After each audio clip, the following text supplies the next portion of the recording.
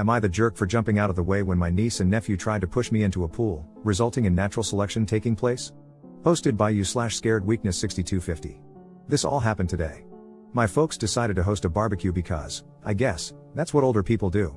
I declined because I really don't like my two sisters, their husbands, or their kids. My wife and I are child-free. Mom then pressured my wife. Long story short, we went. By the time we arrived, there were about 20 people there. My sisters and their husbands were already solidly buzzed, drunk, really. My mom was spending 100% of her time trying to keep the nieces and nephews, ages 7 to 11, more or less under control. My dad had strategically retreated to the whirlpool section of the pool with a small cooler full of beers. My wife and I made small talk with miscellaneous people, ate food, and had a frozen margarita. My sisters and brothers-in-law took turns criticizing us for being late, not being in our swimsuits, and screwing up the vibe. Whatever. Typical suburban summer get-together. About 45 minutes in, two of the kids ran at one of the neighbor guests, who was standing next to the pool, and pushed her in. She was at the pool steps, stumbled in but didn't fall, so only got half wet. She was clearly very unhappy about it, but she didn't make a scene. She just went over to where the parents were, grabbed their towels, dried herself off, and left. My sisters and their brothers-in-law thought it was all great fun. A bit later, I was standing a few feet away from the pool, chatting with someone. I saw 3 of the kids running full tilt at me from the corner of my eye. Obviously, I was next. Not that it's terribly difficult to outwit young kids, but I just jumped out of their way at the last second. All 3 of them ran straight into the pool at full speed. Most of the other guests, including my wife and me, started laughing, but their moms, who, as I mentioned, were pretty wasted, absolutely freaked out. Apparently, 2 of the kids couldn't swim even though they were in swimsuits. Since I wasn't in swim gear, I stepped back from the pool and let other people fish the kids out. The kids were bawling their heads off like they'd lost a limb. At that point, all hell broke loose. The 4 drunk parents were yelling at everyone in general and me in particular for nearly letting their kids drown, and also because 2 of the kids had been videoing the trick using their parents' iPhones, which were now at the bottom of the pool. One of my brothers-in-law got into the pool to try to retrieve the phones, but his BMI and BAC made that impossible. No one else volunteered to help, unsurprisingly, given that my sisters were still complaining at everyone. I told my sisters it was their job to watch their kids and that if anything had happened to them, it would have been their responsibility, not mine. There were some pretty strong words on both sides. My wife and I left after the other brother-in-law fell over and face-planted while yelling at us. Now they're saying I should have let the little craps knock me into the pool and have their fun, and ruin my phone. So, was I wrong here? Side note, Dad, of course, never got out of the whirlpool. Update 1 month later. First off, my folks tell me that my nieces and nephews are all good swimmers and that they use the pool all the time. The 7-year-old is still a beginner, but he loves the water. My sister just said they couldn't swim so I'd look bad. To be fair, none of the kids are allowed in the deep end, which is where they fell in. It was the 2 10-year-olds and the 9-year-old who tried to push me into the pool. After we left, the party ended on a pretty sour note. My drunk brother-in-law, who face-planted while yelling at me, had to go to an urgent care place to get his face stitched up. He was too toasted to drive, so Dad took him. Dad was very unhappy about this. Late that evening, my sisters started a group text and said some really nasty crap. Their husbands threw in a few comments as well. My wife and I blocked the 4 of them. My mom called me. She was pretty upset about what they said. She and Dad were in the chat, and I don't blame her.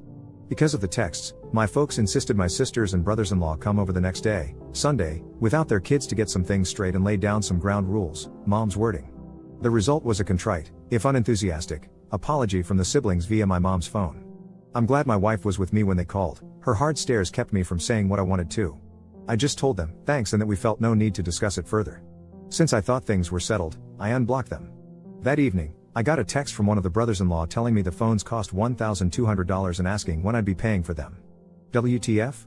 I replied, never, took a screenshot of his text, and forwarded it to my folks with a note that we were done with this nonsense, we're going no contact with my sisters and their spouses, and would not attend any more holidays or get-togethers if they'd be present. Then I blocked my sisters and their spouses again. At that point, crap really hit the fan. Dad called them and ripped them a new one. Among other things, he told them the grandkids were not welcome at his place indefinitely.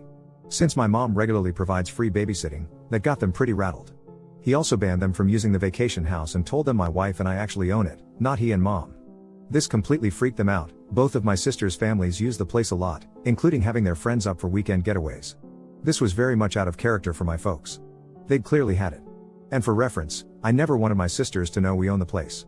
We bought it for my folks. They'd always wanted a place in the mountains. Keeping the ownership quiet was just a way to avoid drama with my siblings. A couple of days later, my sisters and their husbands came to our place unannounced to apologize in person. We were out to dinner, and they left a note. One sister also called me at work, but I sent her to voicemail. We've decided being no contact is the best thing for the indefinite future and haven't interacted with them for the last 3+ weeks. Personally, I'm done, they can go pound sand. Second update 9 days later. Well, it's been an interesting few days. I thought crap had hit the fan before, but that was more of a fart compared to what's happened this week. For this to make sense, I need to provide some financial context. My folks have never been any good at saving money. I've been doing their taxes for years, so I know pretty much everything about their finances. Their house is paid for, and they have minimal debt, but they didn't save much for retirement. Both of them get Social Security, my dad gets a solid pension, and they have a bit of savings, but there's no treasure chest in the basement. I bought their current car for them after they retired as a retirement present so they could have something nice to drive. It was the first car in probably 20 years they didn't lease.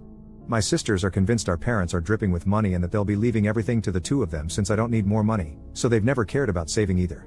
Turns out my oldest sister and her husband, they have 3 kids, have been living beyond their means for some time and are in financial straits. They've maxed out their credit cards and are behind on their car leases to the point that one is about to get repossessed. He'd bragged in the past about making X amount per year, but it turns out to be about half that. She confessed all this to mom on Tuesday because they need a loan, and this was a WTF moment for mom and dad, for the last 3 years, instead of staying at the vacation house regularly, she's actually been renting it out once a month or so and pocketing the cash. We're talking $2,000 plus for a weekend and at least $4,000 for a week. With her being cut off from using the place, she's had to cancel one group already. She's now worried they'll lose everything. My folks aren't in any position to give them a loan. My other sister was aware of her renting out the place but, of course, never said anything. I suspect she's done the same thing as well because I went up there once to drop off an ATV I'd worked on, and there was a family there who claimed to be staying there with my sister/her family and that they'd gone to town for something. At the time, I let it go. I figured she'd loaned out the house to some friends. But I've always wondered. I found all this out through my folks, who are pretty stressed about it, mom more than dad. He's mainly just pissed off about it all. I know dad feels betrayed, and I imagine he's embarrassed that he's in no position to help his daughter out. He did reiterate that, as long as it's up to him, the girls won't be using the vacation home anytime soon. My folks let me know what's going on because they figured my sisters would put a full court press on me next. And they were right. On Thursday, my sisters came to our place again, without their husbands this time, and waited outside the door until I got home. I had to choose between fighting with them in public, letting them make a scene if I went in without them, or letting them in, so I let them in. I got a BS story from my older sister, with the younger one backing her up, regarding why I needed to let them use the mountain place again immediately. They also said I've been a crappy brother and that I needed to step up and plan on paying for their kids' college tuition since that's what family does. I let them pitch their story, then called them out based on what my folks had told me. Things went sideways from there. There was denial, crying, cursing, yelling, you name it. I swear my ears are still ringing 2 days later. I won't lie, I said some really mean and crappy things to them, but nothing that wasn't true. They finally left after about an hour. After that, I took a shower and laid down. When I got up, my wife was home, and her first words were that she'd had to block more phone numbers because my sisters were blowing up our phones from new ones. My folks messaged me yesterday asking me to call. I'm sure my sisters have told them some BS version of what happened, but I'm not up to rehashing it yet. I'm usually a pretty energetic person, but this drama has me beaten down. I had just enough energy today to drive up to the vacation house and padlock the entrance gate shut. I'm the only one with a key.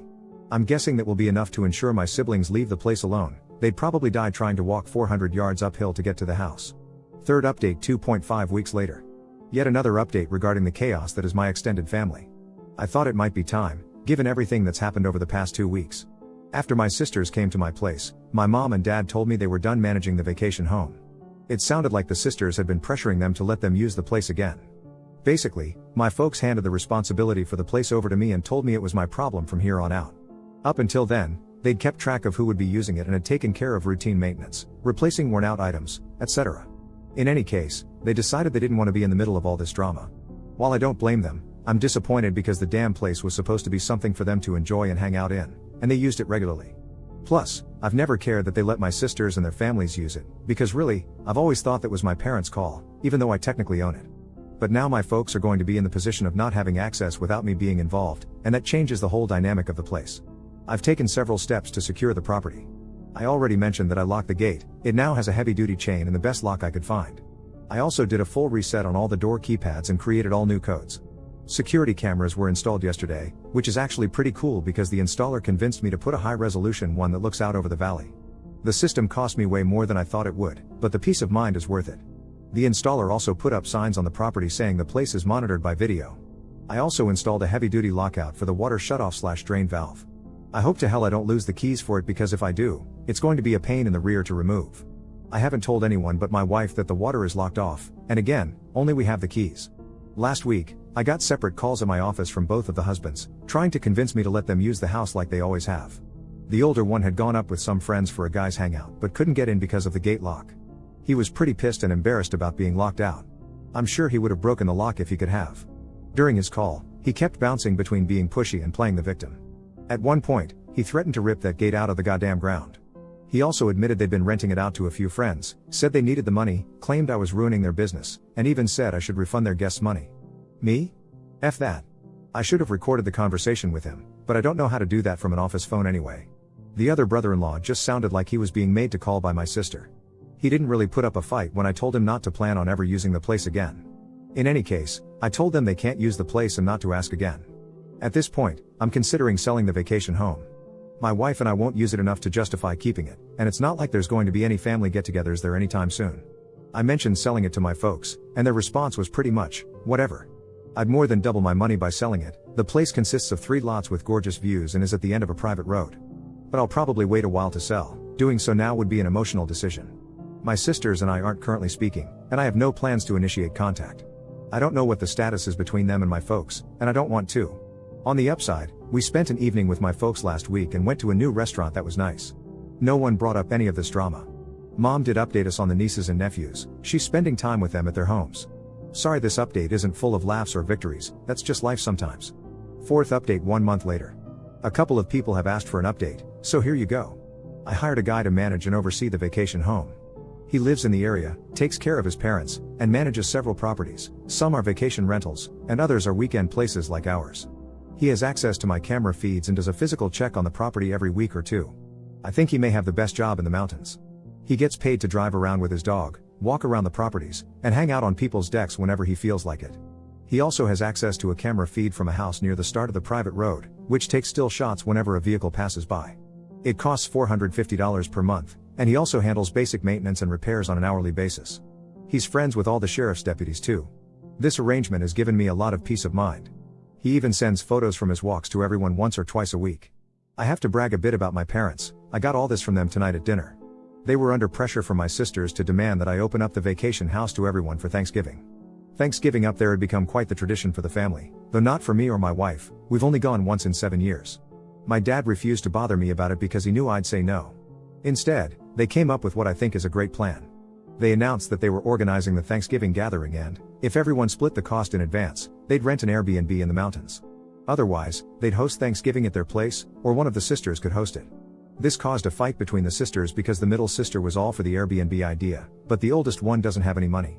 The deadline to commit to the Airbnb has passed, so it looks like Thanksgiving will be at my parents' place. Regardless, we won't be there. My parents have asked that we not sell the vacation house for now. They've decided they'd still like to use it occasionally, but not until my sisters have come to terms with the new normal. And, of course, they'd probably like it if everyone could gather there again down the road, but that's just not going to happen. I'd just as soon sell it and move on at this point, but I can live with keeping it if my parents use it now and then. Plus, it will likely be worth even more in the future. My wife and I have remained no contact with my sisters and their husbands. Both sisters have called from new numbers and left messages insisting that I meet with them for our parents' sake to work out how everyone can use the family vacation home. They've called my wife too. I'm glad I already had the habit of not answering calls from numbers I don't recognize. I honestly don't know if they're delusional or if they think they can bully me into giving them access again. I don't really care. My parents tell me that the oldest sister and her husband are getting out of the leases for their SUV and big truck and are selling their jet skis and some other things they've never needed. That's going to be really hard on her. She's quite the braggart and won't like being seen in something older, smaller, or cheaper. My brother-in-law's identity is very much tied to his truck as well. He even has a small tattoo of the truck company's logo. Frankly, that's one of the many reasons why he and I never hung out. Several people have suggested that I turn the vacation home into an Airbnb. I don't plan to do so, at least not anytime soon. I know it would make money, but it would cause an incredible amount of drama in the family and would stress out my parents. They don't need that. It would also be a hassle to remove the personal things my parents have there, as that stuff has nowhere to go. There would also be wear and tear on the property. And even though I'd use a manager, it would still take some amount of time on my part. It's just not worth it to me. 5th update 1.5 months later. Wrote most of this yesterday but decided to wait to post it until I wasn't so wound up. Waiting didn't work, I'm still wound up. Sorry if this rambles, so much has happened, it's hard to write coherently. Things have gone to hell. I really, truly did not think anything like this would happen. Things had settled down, or so I thought. I haven't seen or heard from my sisters in over 6 weeks. My parents went up to the house for a week and had a good time. David, the property manager I hired, has been great. He's done a couple of repairs I asked for, and I've given him a list he's working on. He usually sends photos of wildlife or sunsets to his clients every week, which was kind of making me want to get up there. On the Friday after Thanksgiving, my brothers-in-law went to my vacation home. They used an angle grinder to cut through the chain on the driveway gate, damaging the gate in the process. They tried to get in through the front door, ruining the lock set and gouging the door badly. They finally got in through the utility floor door and a locked internal door. They also broke into the barn, I'm not sure why. When they went out through the front door, they were met by sheriff's deputies and David. David gets notifications from the camera system when there's activity. He saw what was going on and called the sheriff's department. According to David, the brothers-in-law tried to bluff their way out of it, but the deputies didn't buy it. Breaking into an empty house is a pretty serious thing up there. It's usually substance addicts who ransack places and hawk everything. When my brothers-in-law were arrested, they freaked out, saying how they were going to beat the hell out of me, etc. Not smart to say that in front of cops. David and the sheriff's office tried calling my wife and me to see what we wanted to do, but we were spending the day with her parents and had left our phones in the car so we could be in vacation mode. So, they booked the brothers-in-law and everything, which is exactly what I would have asked them to do anyway. My brothers-in-law called their wives from jail, who, of course, freaked out. They called my parents, tried to call me, they're blocked, and tried to find a lawyer up there to arrange bail, not easy to do in a rural area on a holiday weekend. My older sister has zero cash and maxed out credit cards, so if they made bail, my middle sister would have had to pay for both husbands. I know they were still in jail as of Saturday afternoon. We didn't check our phones until late Friday on the way home from my in-laws. There were a ton of calls and messages from my mom, dad, David, and the sheriff's department. Talk about ruining a great day, I was in such a good mood until I looked at my phone. My wife read through the texts and listened to the messages, reading them out to me. By the time we got home, I had some idea of what was going on. I put my brain back into thinking mode, tried to get past my anger, and failed.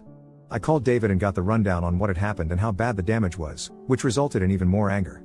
I ended Friday by calling the sheriff's department and telling them there was no misunderstanding.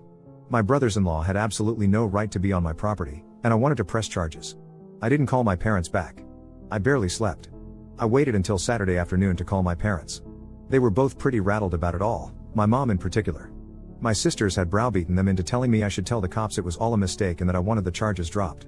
I flat out refused and told them there was no way I'd do that until I spoke with an attorney and was fully paid for whatever it will cost to fix everything 100%.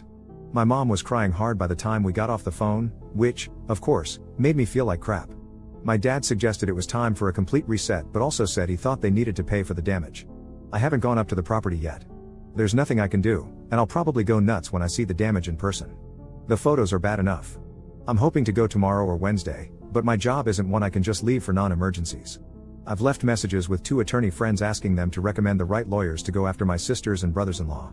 I don't know what I can do exactly, but I'm hoping to get restraining orders. I have all the texts they've sent me, that might help. I'm also strongly considering suing them for the money they made renting the place. I don't care about the cash, but it will help make them as miserable as possible. The gloves are definitely off at this point. A couple of side notes. 1. My brothers-in-law had no idea I'd hired someone to keep an eye on things or that there are cameras there now. My parents knew but hadn't told them because they knew it would just give my sisters a reason to stir up drama. There are signs on the property stating it's being monitored with cameras, as well as no trespassing signs. 2. My wife has completely had it at this point. I don't blame her, she's been more than patient about it all, but she's reached her limit and wasn't shy about letting me know. She told me it's up to me how I deal with this, but she thinks they all need to be taught a hard lesson. 3. My older brother-in-law likely won't face repercussions at his job over this, but my middle brother-in-law has a security clearance, so he might. I'm hoping that will motivate him to pay for the damages immediately. 4. David, the caretaker, has an interesting background. I knew he was friends with some of the deputies and figured it was because they were all locals. I was wrong, he was a cop in a big city for years, was shot on duty, and afterwards decided to quit and move to where his parents had retired. He has some PTSD from it all. His dog is a certified service animal and is usually with him. I know law enforcement people tend to stick together, so I guess that's how they became his friend group. I don't want to see or speak with these pricks for the rest of my life. I know this is in direct conflict with my overwhelming urge to make their lives as miserable as possible. 6th update 5 days later. I didn't think I'd be making another post this soon, but a lot has happened over the past 2 days. Thursday afternoon, I received a courier-delivered envelope at my office. Inside was a signed letter from both my brothers-in-law and a cashier's check for $5,000. In the letter, they offered what I have to admit was a very sincere apology. Among other things, they acknowledged breaking in, admitted it was wrong, and said the $5,000 was to pay for the damage, with a promise to pay more if it cost more than that. They also stated they would stay away from the vacation home unless my wife and I specifically invited them. They asked me to do what I could to get the charges dropped as soon as possible, as they could both lose their jobs, and they agreed to a restraining order or any other measures necessary to make that happen. There was more in the letter, all conciliatory, but that's the gist of it. To say this was a shock would be an understatement. It was, obviously, a total 180 from their previous behavior. I had already made an appointment with an attorney to discuss suing my brothers-in-law for the damage and to pursue a restraining order. I called him to explain what I'd just received, and he agreed to meet with me at the end of the day instead of next week. He advised me not to deposit the check. We met for about 2 hours. He recommended that my wife and I proceed with a settlement and mutual release agreement with all 4 of them, my sisters and their husbands. He explained that while we would almost certainly win a lawsuit against them, it could take 2 years or more, involve significant upfront legal fees, and there was a chance we might never see the money. He also noted that we could keep the $5,000 free and clear, even if we didn't let them off the hook. He's now drafting the agreement, which will include what is essentially the civil equivalent of a restraining order. It should be ready by Monday. I had already asked my property manager to prepare a bid for repairing the damage. After the meeting, I asked him to provide the most accurate estimate possible as soon as he could. I received that on Friday. He estimates it will cost around $4,000 to fix everything, most of which is for the front door. On Friday, my attorney contacted each of the brothers-in-law, explained what we were proposing, and advised them to get their own lawyers. Both of them agreed to the proposal. The middle brother-in-law told him they could afford to either pay for the damages or hire a lawyer, but not both, and they figured a lawyer wouldn't make much of a difference since they had no real defense for what they did. His main concern was whether the charges could be dropped. From what I can tell, they're willing to do anything or sign anything to make this go away. My attorney also reached out to the district attorney's office on Friday to discuss dismissing the charges. He got the name of the prosecutor and left a message but hasn't spoken to them yet. He believes the charges might be dismissed since the brothers-in-law are paying up and they have no prior offenses, but he's not a criminal lawyer, so it's not guaranteed. He also advised me to be prepared to drive up there Monday or Tuesday to tell the prosecutor in person that I want the charges dismissed. He further recommended that my wife and I remain completely no contact with my sisters and their husbands, especially over the next 6 months, and stressed the importance of strictly following the terms of the agreement for any future interactions with them. I suspect this sudden change of heart from the brothers-in-law is because they've realized what's at stake for them, what it will cost in legal fees, fines, and potentially their jobs. There's also the, unlikely but possible, risk of them serving up to 120 days in jail. One of them, as I've mentioned before, has a security clearance for his job that could be jeopardized. This seems like their Hail Mary to preserve their normal lives. This isn't a perfect resolution to the situation, but at least it addresses the legal and financial aspects of the mess I've been dealing with for the past few months. I doubt I'll ever have a civil relationship with any of them again, and that's fine. At this point, I just want to put this behind me, move on with my life, and never speak to them again. I'm exhausted. My wife feels the same way. On a bit of a side note, receiving the written apology was, strangely, a significant moment for me. I never expected it, but it seems to matter to me more than I thought it would. The money doesn't feel particularly important right now, though I'll certainly accept it. I'm also fairly certain that my middle sister and her husband provided the money. The cashier's check is from the credit union of the company he works for. Once everything is signed, I plan to make one final update, likely just an edit to this post. I apologize if this comes across as overly detailed. Writing these posts has helped me process everything, and the feedback I've received has been invaluable. I truly appreciate everyone's comments, insights, and support. I sincerely hope none of you ever have to deal with this kind of nonsense. 7th update 5 days later. Tuesday morning, I met with my attorney and went over the agreement. We changed a couple of minor things, and he sent it to my sisters and brothers-in-law. It included a requirement that they pay my attorney's fee, about $3,000. They weren't happy about that and tried to negotiate it away, but he told them they either accept it as is or there would be no deal at all. In that case, we'd proceed with suing them for the money they made from renting out the place, wear and tear from renting it, repair costs from their break-in, emotional distress, lost income from having to deal with this, attorney fees, and whatever else we could. He told them I would push hard with the DA's office to prosecute every charge. My attorney also told me that everyone was very cold and curt toward one another, but they managed to keep it together long enough to sign and left without making too big of a scene. I drove up to the vacation house early yesterday to check out the damage and meet with the DA's office. Seeing the damage made my blood boil. It was so senseless. I was so angry that I was ready to eat the cost of repairs and do everything I could to ruin their lives. I tried walking it off but failed miserably. I ended up calling a good friend who stayed on the phone with me for over an hour, letting me vent. He eventually got me to focus on the bigger picture of putting this behind me and moving on with my life. Honestly, I'm still not sure that's what I want to do, but I settled down enough to get some food in me, and I felt better. After lunch, I went to the DA's office. I hadn't made an appointment, so I had to wait a while, but I eventually met with the assistant DA handling the case. The short version is that since I don't want to prosecute and the brothers-in-law have already paid for the damages, they are willing to drop all the charges except trespassing, which will be a Class 2 misdemeanor. The brothers-in-law will have to plead guilty and pay whatever fine the judge sets. I was also told that if they fight the trespassing charge or cause any more trouble, things would go very poorly for them. It helped that they didn't resist arrest. If they had, none of the charges would have been dropped. I also stopped by the sheriff's office to thank them for responding so quickly and for everything they did. I wanted to thank the deputies personally but only spoke with a dispatch person. I also tried to meet up with David, the property manager, but I couldn't get a hold of him. A couple of notes. The agreement includes a no contact clause. Essentially, if any of them show up where my wife or I are, or vice versa, whoever got there last has to leave immediately. There will be no contact except through attorneys or other mutually agreed upon third parties. They get to keep whatever they made from renting the vacation house, my big give, unless I face any tax consequences, which they will be responsible for. We release each other from all other liabilities up through the present. There's more to it than that, but those are the main points. My wife and I will sign the agreement later today. After that, I won't be able to talk about most of this, but I'll still be able to talk around it. I think this will be my final update regarding all this nonsense, but I'll respond to comments if I can. As I've said before, posting about all of this and reading people's thoughts and responses has been really helpful. It's probably been key to my handling this in a relatively healthy way. So, thank you all again. 8th update 3.5 months later. Thought it would be worth an update for anyone who's interested. Unsurprisingly, my oldest sister and brother-in-law have filed for Chapter 7 bankruptcy. While I don't care about what happens to them financially or otherwise, they've also managed to drag my parents into their mess, which I'm not happy about. At the start of the year, my brother-in-law's oversized, customized, pride and joy truck was repossessed. Pretty embarrassing for him, I'm sure, since it happened at work. This was their breaking point. Without the truck, they have to share a Kia my parents loaned them, and they can barely fit in it with their 3 kids. Financially, they're screwed. They owe at least $125,000, probably more, on high-interest credit cards. They have zero equity in their house, and they have a couple of personal loans that I'm pretty certain they got under false pretenses. They have loans on their jet skis, ATVs, and trailers. They also owe a chunk of money from defaulting on the truck lease. They hadn't made any payments on their credit cards or loans in months and were behind on their house payments as well. They got out of the lease on my sister's massive SUV late last year. They were upside down on it, so they had to come up with cash to get out of it. They also had to pay an attorney, the fine, and court costs for my brother-in-law's trespassing charge at the vacation house. On top of that, they owe my middle sister and her husband money for bail and their portion of the damages to the place. As I've mentioned before, my folks have never been financial wizards, but they have at least been generally responsible. They're retired, their home is paid off, and they live off of Social Security and pensions. Altogether, they get more than they spend. Minimal savings, just an emergency fund. Turns out my folks emptied that fund, cashed out their small IRA, around $20,000, and gave it to my sister. That allowed her to catch up on the house payment and cover the negative equity on her car lease. But now, literally every bit of savings my parents possessed is gone.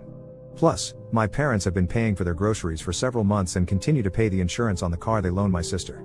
According to my dad, my sister worked my mom for weeks to get her to fork over the money. They'd worked on both my folks at the same time for a while, but my dad flat out refused every time. Eventually, my mom caved. She was worried that my sister would have to move to a hovel in some backwater town and that the kids would be barefoot and eating dirt. Dad's not happy about it, and to say there's some tension between them right now is an understatement. But they'll be fine. I was pretty disappointed when my parents told me all this, but I wasn't surprised. It sucks that they emptied out their savings to help, but I kind of get it.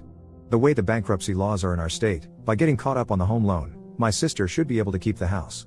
I tried hard not to say how I felt about this and my sister, I mostly succeeded. Really, I'm way more pissed about this than I should be. The worst part for me is that my sister and brother-in-law could now contact me and my wife without any real fear of repercussions. The only penalty the no contact agreement has is that if they violate it, we can go after them for the money they made from renting out the vacation house and related damages.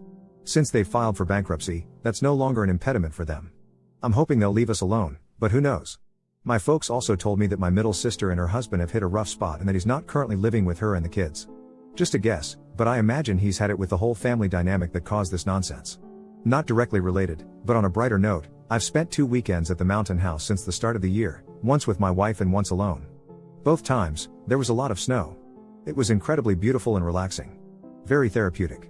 The place also has good internet service now, which is nice. Plus, knowing that I can count on David, the property manager, to keep the place in shape / ready for us to visit and to help if we get snowed and eliminates most of the stress of owning it. My folks have used it a few times as well and get along great with David. Ninth update 4 months later. There's been a fair number of requests for an update, and considering it's coming up on the 1-year anniversary of the pool incident, I thought I'd post one. My folks worked through Mom giving my oldest sister her IRA and their emergency fund. Altogether, Mom gave her $45,000. According to Dad, once Mom realized how much she'd been manipulated, she got as mad and upset as he'd ever seen her. I think she had a moment of clarity. She and Dad ended up calling my sisters on a 3-way call, and according to Dad, it went south pretty quickly. The sisters were gaslighting them, Mom lost her cool and ended up ripping into them hard, there were lots of tears, and eventually both sisters hung up. Mom really just wanted both sisters to acknowledge that they'd put her and Dad in a risky financial situation. A typical blow-up, I guess, but not the kind of thing that usually happens in our family. The next morning, my dad called my older sister and told her he'd be picking up the car they'd loaned her.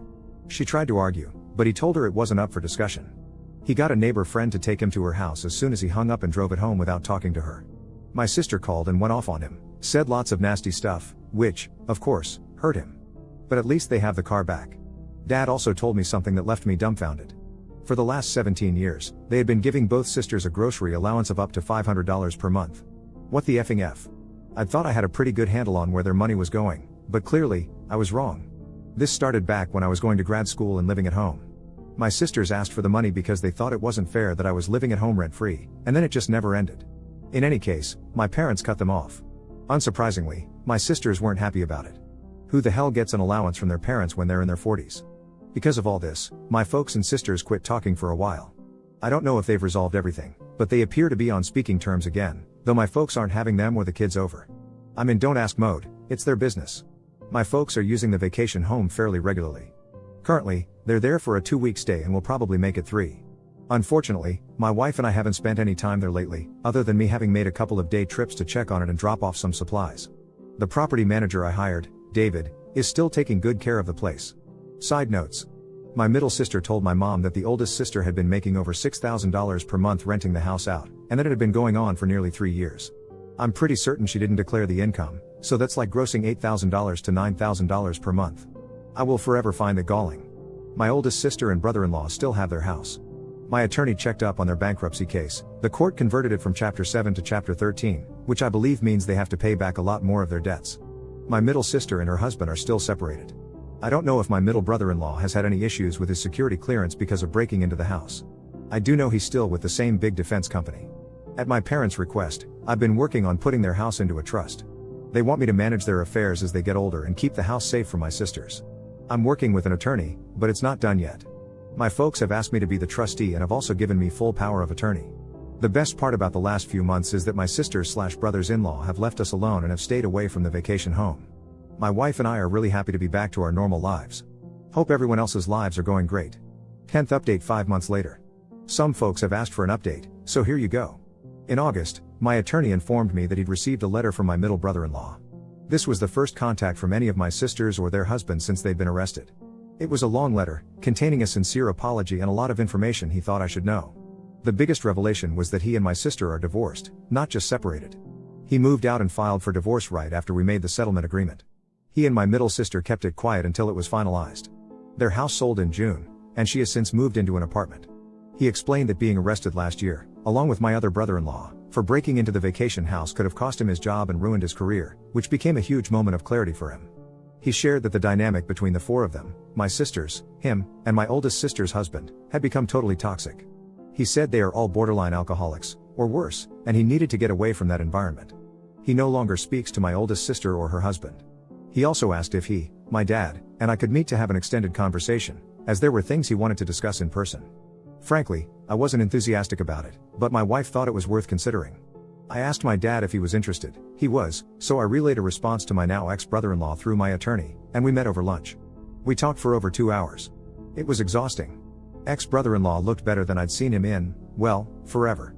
He's quit drinking, is in therapy, has lost a lot of weight, and looks fit. He was apologetic about all the nonsense he'd been involved in and apologized to my dad for hiding the divorce. He told us therapy is really helping him. He asked me if the $5,000 he'd sent covered all the damage to the vacation house. I told him it had, and thanked me for speaking with the county prosecutor. He mentioned he's seriously considering transferring to a new project that would have him living overseas for the next few years. He said he really needs to reset his life but is trying to balance that against being present for his kids. Ex-brother-in-law also dropped what, for me, was quite the WTF moment. Apparently, my sisters have hated me since before I was born but have always hidden it from the rest of us. They liked things better when it was just the two of them. He said that when they drank, which was whenever they were together, my sisters would often complain about me being the favorite child, how my parents gave me more opportunities than they had, and how my success was due to that favoritism. They believed I didn't deserve my accomplishments. None of this made any sense to me or my dad. All three of us went to the same public schools, worked dumb part-time jobs, etc. My parents paid for 100% of their college, not mine, cause I got a full scholarship. I was pretty shocked by this, but my dad was literally speechless. Eventually, Dad said he had no idea they felt that way as kids and that he and Mom had never favored any of us. He's still struggling to process this. Personally, I'm embarrassed that I was clueless about it all my life, but it does explain a lot. Ex-brother-in-law warned us that my sisters and the remaining brother-in-law plan to put on a full court press to alienate my parents from my wife and me. They also intend to withhold the grandkids from my parents as leverage. He said they're still 1000% convinced that my parents are sitting on a ton of money, and they want some of it ASAP. They believe I'd stop my parents from giving them anything. That made my dad laugh because he and Mom simply don't have any real money, other than their house, of course. Ex-brother-in-law also admitted that he and my middle sister had rented out the vacation house a total of 6 times over the years. He offered to pay me what they had made, but I declined and told him it was in the past. He also shared that my oldest sister and her husband had never declared the rental income to the IRS. He did because he didn't want to get into trouble. Both my dad and I spoke with ex-brother-in-law separately for a few minutes. I don't know what they discussed. I thanked him for his apology and for making things right financially. I also wished him well and told him I'd be open to talking again in the future. That said, I don't think it's likely to happen. I probably could have been more forgiving, but I think he appreciated my honesty about how all this has affected my wife and me. There was more, but it's less important, and this is already too long. After ex-brother-in-law left, I asked my dad if he, Mom, and I could sit down to talk about everything. I didn't mean immediately, but that's how he took it. He called Mom to let her know I was coming over, so I rolled with it. Mom was pretty hurt by my sister's plans to ruin her and Dad's relationship with my wife and me, and to use the grandkids as pawns. She cried a lot and wanted to confront them immediately, but Dad convinced her to hold off for now. Mom was also dumbfounded by the idea that I was supposedly the favorite child. She felt they were actually stricter with me since I had a hard curfew and my sisters didn't. To be honest, I barely remember that. It was 25 years ago. A couple of side notes. My middle sister eventually told our parents about her divorce. She's currently living off child support and her share of the home sale. Supposedly, she's trying to find a job. My parents have gone low contact with both sisters. I have no idea how permanent that will be, but Mom seems completely done with them for the foreseeable future. My parents have been spending a lot of time at the vacation house and were up there for over a month at one point. Ex-brother-in-law found my Reddit posts. He's not thrilled about them but feels they're mostly accurate, though obviously slanted toward my point of view. He disagreed with my characterization of him as boring but added that he finds me boring too. I can live with that, our worlds don't overlap much except for my sister. We got the trust set up for my parents' house, and I'm the trustee. All of this has been emotionally draining for me. I decided to start seeing a therapist again. I've seen one in the past for stress-related issues. I've been going for a while now, and it's definitely helpful. My therapist believes my decision to stay no contact with my siblings is healthy for now but encourages me to keep an open mind for the future. Merry Christmas to you all.